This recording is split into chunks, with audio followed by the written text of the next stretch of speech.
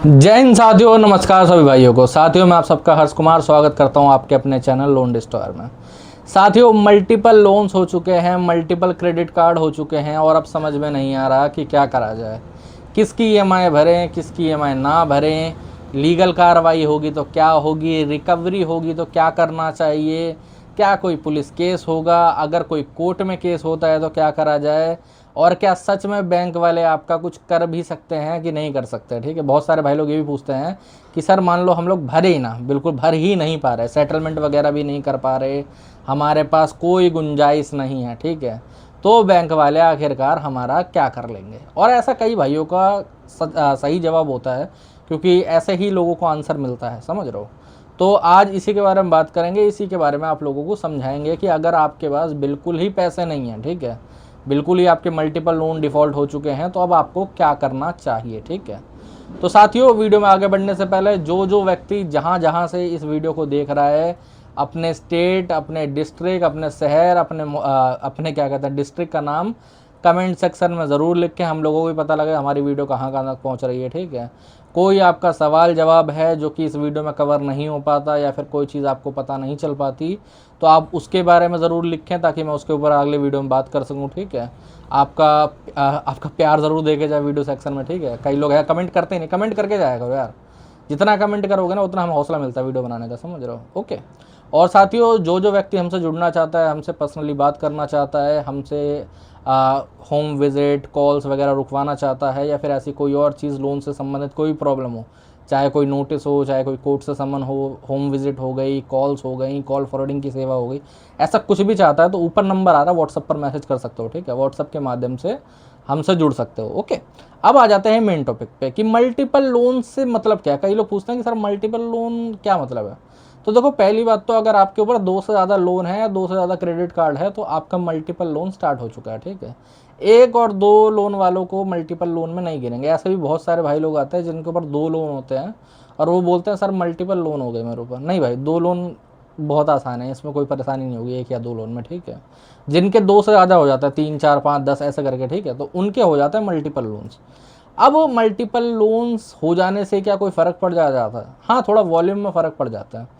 अब वॉल्यूम से मेरा मतलब क्या है, देखो, जैसे अगर मान लो आपका एक सिंगल लोन हो, ठीक है, तो सीधी सी बात है, आपको कॉल्स और विजिट के लिए एक ही आधी कंप्लेंट करनी पड़ेगी। ठीक है, अगर एक लोन है तो अगर 10 होंगे तो भाई साहब सीधी सी बात है, कॉल्स की वॉल्यूम भी बढ़ेगी, विजिट की वॉल्यूम भी बढ़ेगी, तो इसके लिए आपको कंप्लेंट भी ज़्यादा करनी पड़ेगी, है ना। आपको नोटिस भी ज़्यादा आ सकते हैं। जैसे कि एक मेरे सब्सक्राइबर थे, उनके आप बात नहीं मानोगे, क्रेडिट कार्ड और लोन अकाउंट मिला के टोटल 18 जगह से उनका वो था। ठीक है, 18, तो उनको नोटिस आते थे। अब नोटिस होता क्या था कि जब लॉट बन जाता है ना, नोटिस तभी आप लोगों को आएगा किसी भी बैंक से, किसी भी एनबीएफसी से, जैसे उन लोगों ने बना रखा है कि 100 लोगों का डिफ़ॉल्ट होगा तो हम एक साथ 100 को नोटिस भेजेंगे। ठीक है, तो जब वो लॉट पूरा हो जाता है तो आपको नोटिस आ जाते हैं। तो उनको भी जब नोटिस आते थे तो या तो बिल्कुल नहीं आते थे, या तो एक साथ 5-6 आ जाते थे। तो उन्होंने बोला सर इतने नोटिस आ क्यों रहे हैं, इतना नोटिस का मतलब क्या बनता है। तो भाई सीधा सा आंसर है कि आपके पास लोन ज़्यादा है तो आपको नोटिस ज़्यादा आएंगे थोड़े से, है ना। तो क्या सच में ज़्यादा लोन होने से आपके ऊपर की ज़्यादा परेशानियाँ बढ़ जाती हैं? तो आंसर है नहीं, मैं बताता हूँ क्यों। ठीक है, एक मेरे सब्सक्राइबर थे, यहीं दिल्ली में मयूर विहार करके एक जगह है। ओके, जो यहाँ दिल्ली में रहता है उनको पता होगा, आप लोग देख सकते हो। अब वहाँ पर हमारे एक क्लाइंट थे, मतलब पहले सब्सक्राइबर थे, बाद में उन्होंने कॉल वगैरह बुक करी, और जब कॉल बुक करके उनसे बात हुई ना, तो आप लोग बात नहीं मानोगे कि वो एकदम मतलब चढ़े हुए थे छत पे, मतलब कुछ करने की सोच रखी थी उन्होंने। ठीक है, कि या तो मुझे आंसर मिलेगा या तो मैं सब कुछ जो है मतलब माइंड में है नहीं, गलत ख्याल आ रहे थे उनके। तो मैंने उनको बहुत समझाया, उन्होंने बोला कि सर 50-55 लाख रुपए का सब जोड़ जाड़ के लोन और क्रेडिट कार्ड का बन रहा है। उनके क्रेडिट कार्ड ज़्यादा थे, लोन थोड़े कम थे। ठीक है, आप लोगों को बताना चाहूँगा, अमाउंट क्रेडिट कार्ड का ज़्यादा था। तो उन्होंने बोला कि सर इतना तो चुका नहीं पाऊँगा, हो सकता है सेटलमेंट वगैरह भी ना कर पाऊँ क्योंकि सब कुछ चला गया है, और अब जैसे तैसे करके जॉब कर रहा हूँ। ठीक है, तो मैं सेटलमेंट वगैरह भी नहीं कर पाऊँगा इसकी। तो मैंने उनको समझाया, सारी चीज़ें करी। आज के टाइम पे आप लोग बात नहीं मानोगे कि लोन वालों के सबसे ज़्यादा मज़े वही लेते हैं। जी हाँ, ऐसा क्यों? क्या भाई साहब उनका लोन ज़्यादा होने की वजह से उनको ज़्यादा परेशानी नहीं हुई होगी? देखो, कोई भी रिकवरी वाला, कोई भी बैंक वाला, कोई भी, ठीक है, डीएसए एजेंट आपको तभी परेशान कर सकता है जब आप परेशान होगे। मैं आपको जेन्युइनली बताता हूँ। लोग मेरे पास आते हैं, सर ये रिकवरी वाले कितने दिनों तक परेशान करेंगे। मैं बोलता हूँ जितने दिन तक आप होगे। जी हाँ, देखो लीगल कार्रवाई के माध्यम से मतलब जितने भी भाई हैं, आज के टाइम पे भी मुझे वैसे इस वीडियो के माध्यम से बताना पड़ रहा है, ठीक है। इतनी कॉमन नॉलेज होनी चाहिए सब में कि भाई आपने कोई क्राइम नहीं करा है, ठीक है। मल्टीपल लोन या मल्टीपल क्रेडिट कार्ड होने की सबसे बड़ी वजह यही है कि बैंक देता है क्रेडिट कार्ड, मुंह फाड़ के देता है। मेरे पास 19-19 साल के लड़के आते हैं जिनके पास क्रेडिट कार्ड होता है। क्या 19 साल के लड़के को क्रेडिट कार्ड देना चाहिए? आप खुद ही बताओ भाई। वो अभी अभी जस्ट प्यूबर्टी हिट करी है उसने, अभी जस्ट उसने 18 साल क्रॉस करा है, आपने उसके हाथ में क्रेडिट कार्ड थमा दिया। क्रेडिट कार्ड की लिमिट दे दी लाख रुपए, 1.5 लाख रुपए, 2 लाख रुपए। एक मेरा सब्सक्राइबर था, आप बात नहीं मानोगे, उसके क्रेडिट कार्ड की लिमिट थी भाई साहब 28 लाख रुपए, और 28 के 28 लाख रुपए। अब कोई कॉमन सेंस बनता है, अगर कोई व्यक्ति 2 लाख रुपए महीना भी कमा रहा है ना, तो भी वो 28 लाख रुपए क्रेडिट कार्ड के लेके 50 जो ये लोग लिमिट देता है ना, 30 दिन, 40 दिन, 45 दिन, इसके बाद भर पाएगा क्या 28 लाख रुपए? कोई कॉमन सेंस है कि नहीं भर पाएगा। बट ये लोग जानबूझ के बैठते हैं, इनको पता है कि भाई साहब ये डिफ़ॉल्ट होगा। जी हाँ, आप लोग बिल्कुल सही सुन रहे हो, वरना ये इतनी मोटी पेनल्टी चार्ज जितना ये है। अच्छा चलो मान लेते हैं क्रेडिट का जो लोन्स होते हैं, ठीक है, उनमें उन लोगों ने ईएमआई बांध रखी होती है, बट जो क्रेडिट कार्ड है उसके अंदर 100% पता है कि वो पैसा तभी कमा पाएंगे जब ये डिफ़ॉल्ट हो, और कोई तरीका ही नहीं है। आपने कभी सुना है कि जैसे क्रेडिट कार्ड से कहीं स्वाइप करते हैं तो लाउंज एक्सेस मिल जाता है, ठीक है। कभी कभार क्या होता है कि कोई मूवी टिकट फ्री मिल जाती है। जैसे मेरा एक रिश्तेदार था, है मतलब अभी कहीं गया नहीं है, उसके क्रेडिट कार्ड पे उसको सालाना 6 टिकटें मिलती थी मूवी की फ्री, ठीक है। तो मैंने एक दिन पूछ दिया कि भाई साहब एक टिकट कितने की आती होगी? तो कह रहा 200-250-500 रुपये की तो आती होगी, इतना इसके बीच में होगी, अलग अलग जगह की है नहीं है। तो मैंने बोला फिर ये पैसा दे कौन रहा है? तो कह रहा भाई दे रहे हैं बस, वो सामने वाले का प्रचार कर रहा है। मैंने बोला बैंक दे रहा है ये पैसा? तो कहता बैंक क्यों देगा? मैंने बोला जिस दिन तूने इसको एक दिन से भी डिले करा ना पेमेंट इसकी, ठीक है, इस पर अच्छा खासा पेनल्टी का चार्ज लगेगा। ये जैसे उसने करा भी था, मैं आपको समझाता हूँ कैसे। उसका कुछ 18,000 का बिल बना उसके क्रेडिट कार्ड का, तो उसने 18,700 कुछ का बना था, सॉरी, ठीक है, समझा रहा हूँ आप लोगों को कि ये लोग गेम किस तरीके से इनके द्वारा खेली जाती है। 18,700 रुपये का बिल बना, इसने 18,000 पे कर दिए और सोचा कि भाई 700 रुपये मैं छोड़ देता हूँ, बाद में पे कर दूंगा, कोई बात नहीं है। बताओ कि भाई साहब कितना ब्याज लग गया होगा अगले महीने? मैं बताऊँ, अगले महीने ब्याज लगा 2700 रुपये का, समझे? 700 रुपये बचाने के चक्कर में 2700 रुपये। उनको पता है कि भाई साहब ये डिफ़ॉल्ट होंगे, क्रेडिट कार्ड डिफ़ॉल्ट होते हैं, 105% इनको पता है, ठीक है। हाँ, बहुत सारी सिचुएशन में ये होता है कि आदमी मिनिमम भर भर के ही पूरा कर देता है, ठीक है। मेरे एक सब्सक्राइबर थे, उनके ऊपर 8-9 क्रेडिट कार्ड हो गए थे। उन हर डिफ़ॉल्ट से पहले मैं आपको एक चीज़ बताना चाहूँगा, डिफ़ॉल्ट करने से पहले हर एक व्यक्ति को पता लग जाता है 6-7 महीने पहले कि मेरा लोन या फिर मेरा कार्ड डिफ़ॉल्ट होने वाला है। जी हाँ, आप लोग बिल्कुल सही सुन रहे हो, 6 महीने पहले ही पता लग जाता है। लेकिन आदमी क्या है, हम इंडियंस है, हम लोगों को आदत है कि यार किसी का बुरा नहीं करना चाहिए, ठीक है।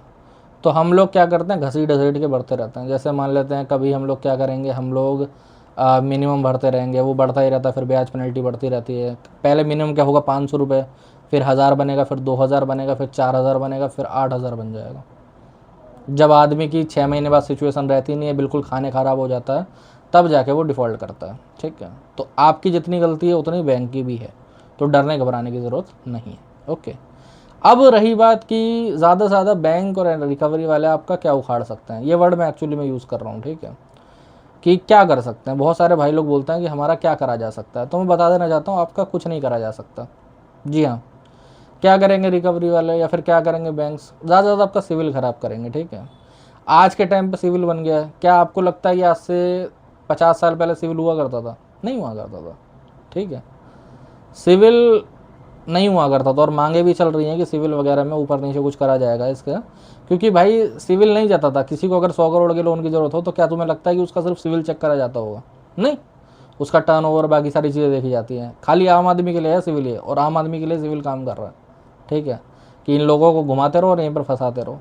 सिविल कितना भी बड़ा आपका लोन हो, डिफ़ॉल्ट हो जाए, आप उसके बाद सेटलमेंट करोगे, उसके बाद आपका सिविल आराम से, अगर आप ठीक करना चाहो तो आराम से ठीक हो जाता है, मैं बताना चाहूँगा, ठीक है। अगर नहीं भी ठीक करोगे तो हर 3 साल में सिविल अपने आप अपडेट हो जाता है। मान लेते हैं आज आपका सिविल 900 है, 900 से ऊपर नहीं जा सकता, है ना। 3 साल बाद अगर आप बीच में कोई ट्रांजैक्शन नहीं करते, कोई कुछ नहीं करता, 3 साल बाद वो अपने आप नील पे हो जाएगा, मतलब ज़ीरो नहीं होता, कम से कम होगा तो 300 होगा, ज़्यादा ज़्यादा होगा तो 900 होगा, है ना। तो अपने आप वो नील पे हो जाएगा, मतलब कुछ दिखेगा ही नहीं, सो ही नहीं होगा, समझे। तो ये सब ट्रैप में मत फंसो, सिविल होता है बेकार, होने दो, अपनी जान बचाओ पहली बात तो, ठीक है। उसके बाद क्या करेंगे, ज़्यादा से ज़्यादा रिकवरी एजेंट, ये लोग रिकवरी एजेंट के नाम पे ही बहुत बड़े सूरमा बनते रहते हैं, और कुछ नहीं है, ठीक है। कि रिकवरी वाले आपके ये कर देंगे, वो कर देंगे। कानूनी रूप से रिकवरी वाले आपके सर का एक बाल नहीं उखाड़ सकते, और बताओ, मैं आपको लिखित में दे देता हूँ, समझे। ये तू तड़ाक करना, बदतमीजी करने के ला, ये सब कुछ नहीं करा जा सकता। लोग फंसते कहाँ हैं, हम लोग इंडियन लोग, मैं झूठ नहीं कहूँगा, ठीक है, हम लोग कंप्लेंट करने से बहुत ज़्यादा डरते हैं। मैं आपको जेनुअनली बताऊँगा, मैं बहुत सारे लोगों से जुड़ता हूँ और मैं उन्हें बताता हूँ कि आप लोग आरबीआई में कंप्लेंट करो, आपकी विजिट, आपकी कॉल सब बंद हो जाएंगी। लोग पता है क्या कहते हैं, सर ऐसा तो नहीं होगा मैं आरबीआई में कंप्लेंट कर रहा हूँ, कहीं मेरे ऊपर ही कुछ हो जाए। अरे भाई तुम विक्टिम आदमी हो यार, तुम्हारे साथ कोई घटना घट रही है, तुम्हें कुछ प्रॉब्लम हो रही है, तुम कंप्लेंट करोगे तो तुम्हारे साथ क्या हो जाएगा, मुझे ये समझाओ। अब उनके पास उनका जवाब नहीं, उनके पास इस चीज़ का जवाब होता ही नहीं है। तो आज ही से कंप्लेंट्स करना स्टार्ट कर दो, जितनी ज़्यादा कर सकते हो। चाहे आप ट्वीट करो, चाहे आप मेल करो, जो आप प्रायर नोटिस भेजते हो ना, वो भी एक तरीके की कंप्लेंट ही होती है कि भाई साहब रिकवरी वगैरह को अपना संभाल के रखना, समझे, बदतमीजी वगैरह ना हो मेरे साथ। ओके, एक बार आप सारे ही बैंकों की, सारे ही एनबीएफसीज की एक एक करके अगर आरबीआई में कंप्लेंट करवा देते हो तो आपको दिक्कत परेशानी नहीं फेस करनी पड़ेगी। ओके, रही बात कि भाई साहब ये लोग लीगल कर देंगे, ये कर देंगे, फलाना कर देंगे, पुलिस में जेल में ये करवा देंगे, हमारे इंडियन कानून के हिसाब से, सुप्रीम कोर्ट के जजमेंट के हिसाब से, आपका 1 लाख का लोन हो, 1 करोड़ का हो, 100 करोड़ का हो, अगर आपने भाई साहब जानबूझ के डिफ़ॉल्ट नहीं करा, जानबूझ के डिफ़ॉल्ट से क्या मतलब होता है कि आपको पैसे देने हैं बैंक के 1 लाख रुपए और आपके बैंक अकाउंट में पड़ा हुआ है 1 करोड़, ठीक है, और आप उनके 1 लाख रुपए नहीं दे रहे, ये होता है विलफुल डिफ़ॉल्ट। अब कई लोग बोलते हैं कि यार सर हम बैंक वालों को बोल रहे हैं कि हम पैसे नहीं दे पाएंगे, तो विलफुल डिफ़ॉल्ट हो गया ना। अरे भाई तेरे पास पैसे हैं ही नहीं, तू देगा कहाँ से, सीधी सी बात है। जाए कर लें केस, वहाँ पर पूछा जाएगा, आप दिखा दोगे ये लोग पैसे हैं ही नहीं, बात खत्म हो गई, समझ गए। तो इसीलिए इन लोगों से डरने घबराने की ज़रूरत नहीं है। ओके, लीगल में ज़्यादा से ज़्यादा क्या कर सकते हैं, आपको नोटिस आ सकते हैं, ठीक है। आपको आर्बिट्रेशन का नोटिस भेज देंगे कभी उठा के, कभी सेक्शन 25 का भेज देंगे, कभी चेक अगर दे रखा होगा तो चेक बाउंस का दे देंगे नोटिस, ठीक है, कभी फॉर्जरी का नोटिस भेज देते हैं। आप नोटिस को लो, उसे चेक करो, खुद से चेक करो, किसी से चेक करवाओ, अगर वो रियल नोटिस है तो भाई नोटिस एक सम्मानजनक चीज़ है, मैं आप लोगों को बताना चाहूँगा पहली बात तो, ठीक है। कई लोगों को लगता है कि नोटिस भेजना गलत है, नहीं भाई, नोटिस भेजना गलत नहीं है, क्योंकि नोटिस आपको लिखित में वो लोग जवाब दे रहे हैं, आप लोग लिखित में उसका मतलब लिखित में जो जवाब दिया गया आप भी अपनी तरफ से लिखित में उसका जवाब दे सकते हो, कोई आपसे बदतमीजी नहीं करेगी, कोई आपको कुछ बोला नहीं गया, ठीक है। तो कोई भी नोटिस आए, आर्बिट्रेशन आए, सेक्शन 25 आए, चेक बाउंस का नोटिस आए, फॉर्जरी का नोटिस आए, चेक करवाओ, रियल नोटिस है तो उसके बाद उसका रिप्लाई लिखवाओ, बात खत्म करो, ठीक है। कोई भी टुटपुंजे रिकवरी वाले से बात करने की ज़रूरत नहीं है, कोई उससे परेशान होने की ज़रूरत नहीं है। इन सब का इलाज खाली कंप्लेंट करो और जितने इनको गालियाँ बक सकते हो उतनी गालियाँ बको, कोई टेंशन फ्री रहने की ज़रूरत है, ठीक है, परेशान होने की ज़रूरत है ही नहीं। अब कई लोग बोलते हैं कि सर मल्टीपल लोन है, अगर मान लो इन्होंने केस का, जैसे एक मेरे क्लाइंट थे मैं आपको बताऊंगा, उनके कम से कम 10-12 क्रेडिट मतलब क्रेडिट कार्ड और लोन्स वगैरह मिला के 10-12 तो होंगे, ठीक है। अब उनका कहीं पर एक समन आ गया कलकत्ता से, सुनते रहना, ठीक है। तो बोला गया कि भाई साहब ठीक है, आपका एक जगह से समन आ गया। अब उनका एक सवाल ये था कि सर एक केस हुआ है, ऐसे सब केस करने लगे फिर तो मेरा ऐसी तैसी हो जाएगी। तो मेरा उनको एक जवाब था, ठीक है, कि भाई साहब देखो ऐसी बात है, अगर आपके 10 लोन होंगे तो एक आधा केस होने की चांसेस हैं। जी हाँ, आप लोग बिल्कुल सही सुन रहे हो, अगर 10 लोन हैं तो एक आधा केस होने के चांसेस हैं, और वो भी कोई गारंटी नहीं है कि होगा, ठीक है, क्योंकि ज़्यादातर जितने भी बड़े बैंक और एनबीएफसीज हैं ना, वो केस करते ही नहीं हैं।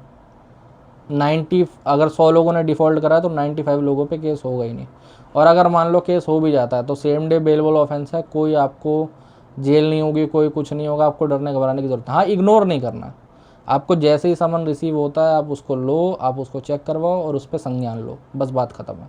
ओके, अब सबसे बड़ी बात जो आ जाती है कि सर सेटलमेंट करें तो कैसे करें, और अगर सेटलमेंट का पैसा ना हो तो क्या करा जाए। तो देखो, अगर आपको सेटलमेंट ही करनी है, ठीक है, तो आपको कम से कम राइट ऑफ तक का वेट करना चाहिए। अपने लोन डिफ़ॉल्ट होने के कम से कम 6 से लेकर 9 महीने बाद तक का वेट करो। ओके, उसके बाद अगर आप सेटलमेंट करोगे तो आपकी सेटलमेंट आराम से 10 से 15% में हो जाएगी।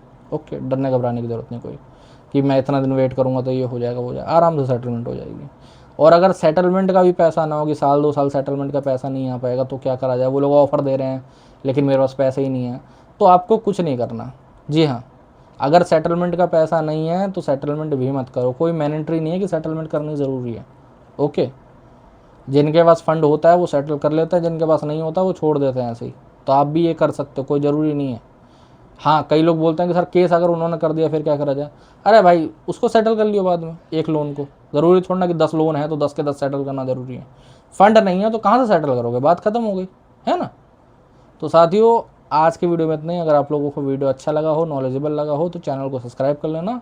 अगर और कोई दिक्कत, प्रॉब्लम, परेशानी आ रही है तो ऊपर नंबर आ रहा है, व्हाट्सअप पर मैसेज कर सकते हो। ठीक है, व्हाट्सअप के माध्यम से हमसे जुड़ सकते हो।